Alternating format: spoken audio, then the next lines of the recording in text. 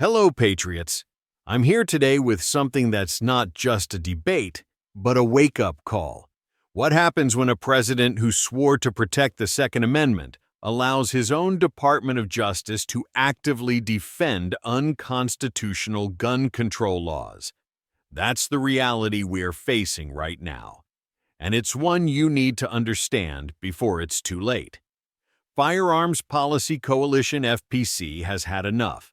Just days ago, they sent a bold message to President Trump: stop defending the federal government's unconstitutional gun laws and start using your power to dismantle them.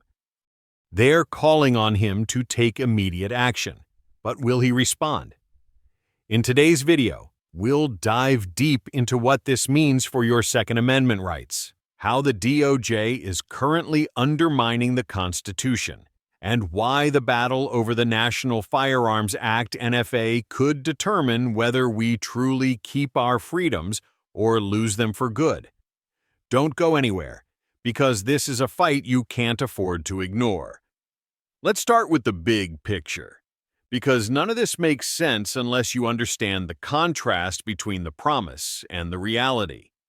When Donald Trump campaigned and then governed, he repeatedly presented himself as a defender of the Second Amendment.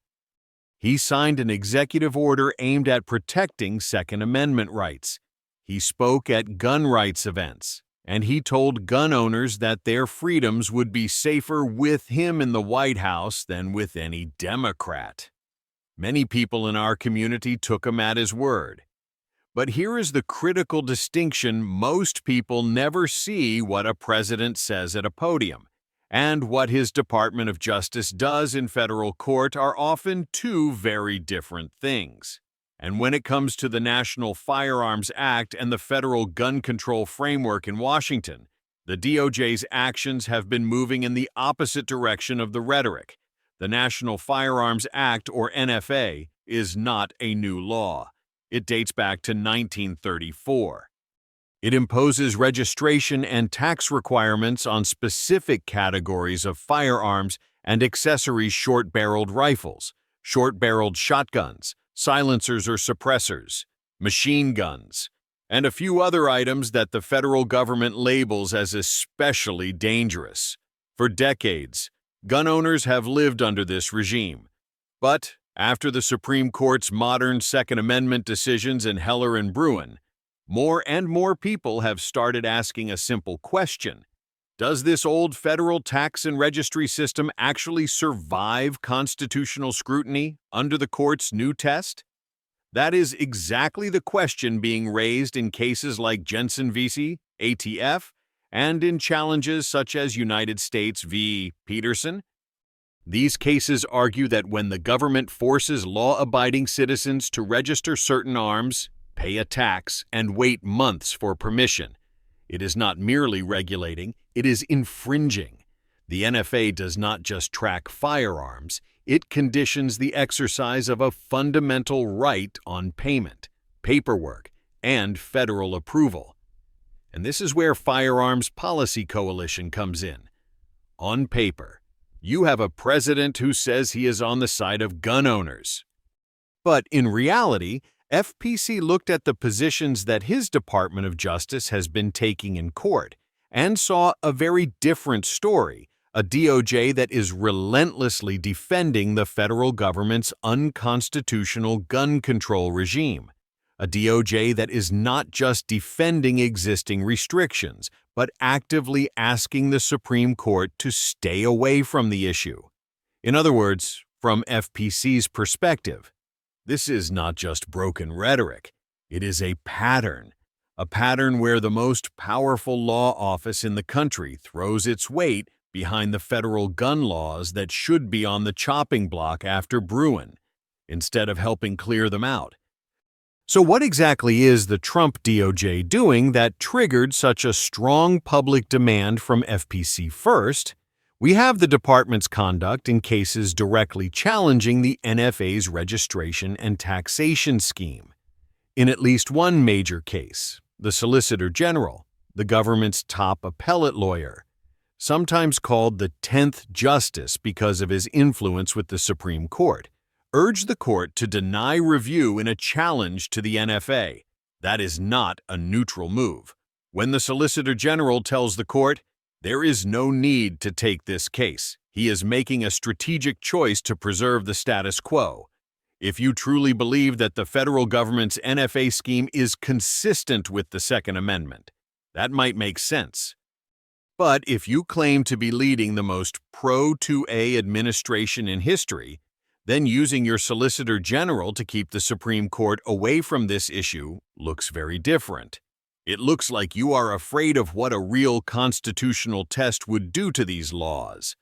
Second, look at the way the DOJ is choosing which cases to support and which cases to ignore. FPC's statement points to an AR-15 ban in Illinois, a case that could have been a strong vehicle for the Supreme Court to address so-called assault weapon bans under Bruin's text and history standard. If you wanted to defend modern semi-automatic rifles as arms protected by the Second Amendment, that is the kind of case you would want the United States to support. But according to FPC, when the opportunity arose for the administration to file in support of that challenge, the Trump DOJ was silent. No brief, no support, no effort to persuade the court that AR-15 bans are incompatible with our constitutional tradition. Contrast that with the cases where DOJ has been very active. In United States v. Peterson, for example, the defendant challenged the NFA's application to suppressors, arguing that these are protected arms and that the registration and taxation requirements cannot be squared with the Second Amendment as interpreted in Bruin. The Fifth Circuit rejected those arguments and held that suppressors are not arms in the constitutional sense, and that the NFA's requirements could stand. When the defendant sought rehearing by the full court, the DOJ opposed it. The government fought to preserve the panel decision and, with it, the NFA's grip on suppressors. Then there is United States v. Himani.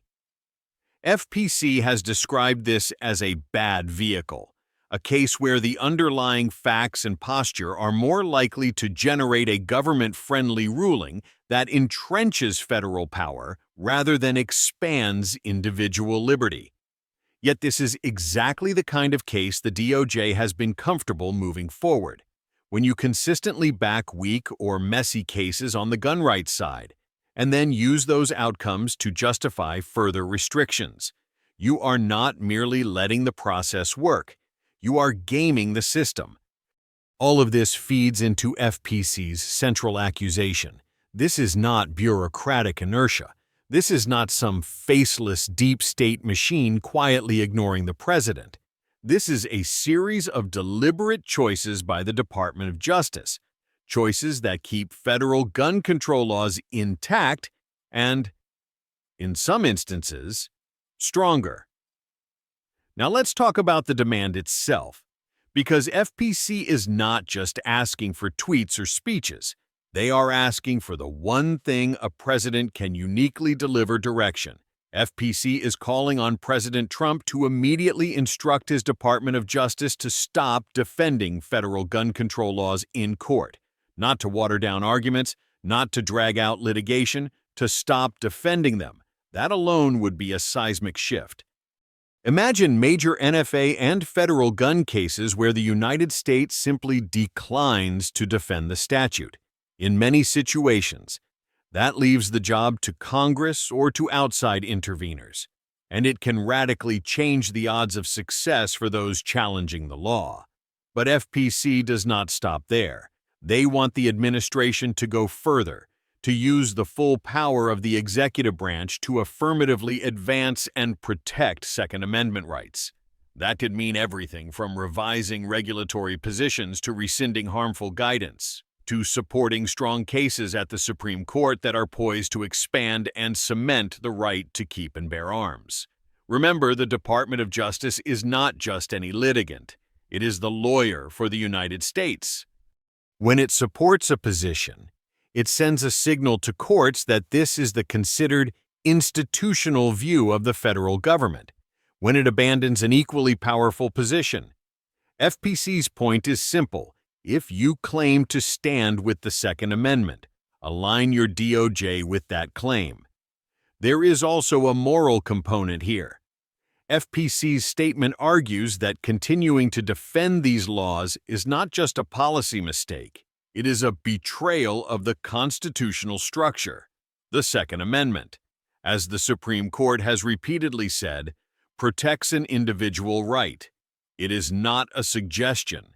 It is not a privilege to be taxed, tracked, and rationed by the federal bureaucracy. When the federal government uses its unlimited litigation resources to shield questionable laws from meaningful review, it is tilting the playing field against the very people whose rights it is supposed to secure. So what does all this mean for you, the law-abiding gun owner who might never see the inside of a federal courtroom if the DOJ continues down its current path? The practical effect is that the NFA and related federal gun control statutes remain locked in place. Suppressors stay trapped behind a tax and registration wall.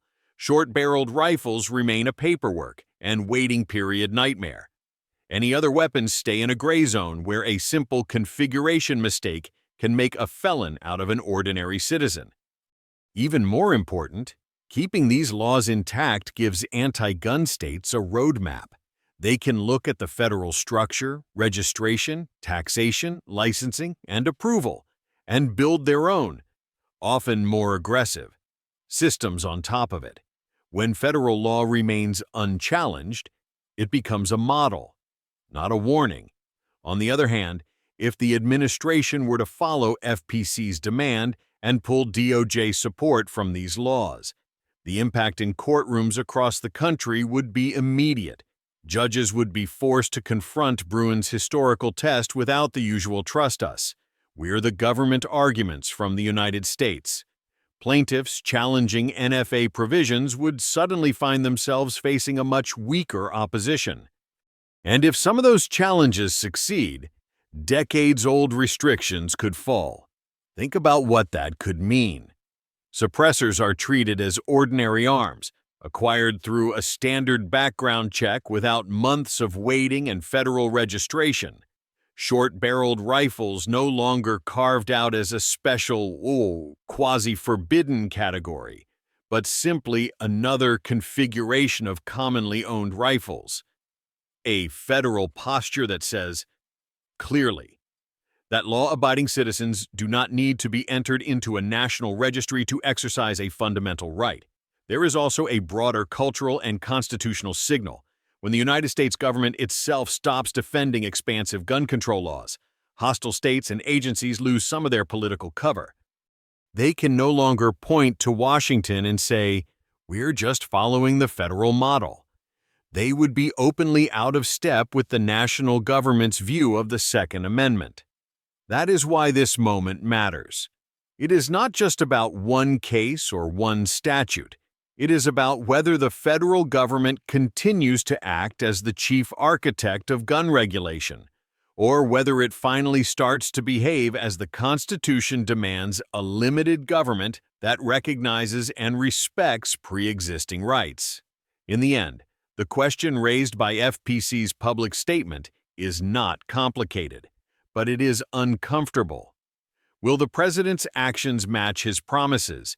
It is easy to say you support the Second Amendment. It is harder to order your own Department of Justice to stand down from defending laws that your advisors and career attorneys have treated as sacred for generations. It is easy to give a speech about freedom. It is harder to give up tools of federal control. FPC has forced this issue into the open by calling out President Trump and demanding a clear directive to DOJ. They have drawn a sharp line between appearances and reality. Either the administration is willing to stop propping up the federal gun control regime, or it is not. Either it is prepared to use the executive branch as a shield for individual liberty, or it will continue to use it as a sword for federal power.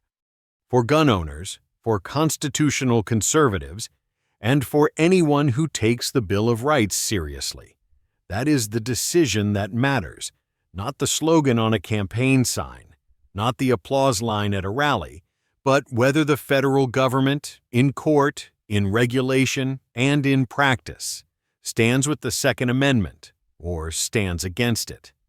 So there you have it. Folks, this is the moment of truth. The question now isn't whether the president claims to support the Second Amendment.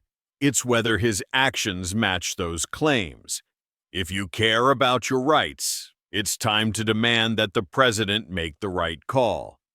If you found this analysis helpful, please hit the like button, subscribe to the channel, and ring that bell to get notifications for future content. Let me know what you think in the comments below. How do you feel about the DOJ's role in defending these laws? Do you think FPC's demand will make a difference? I want to hear your thoughts. Until next time, stay safe, stay armed, and stay vigilant in protecting your rights. Thank you for watching.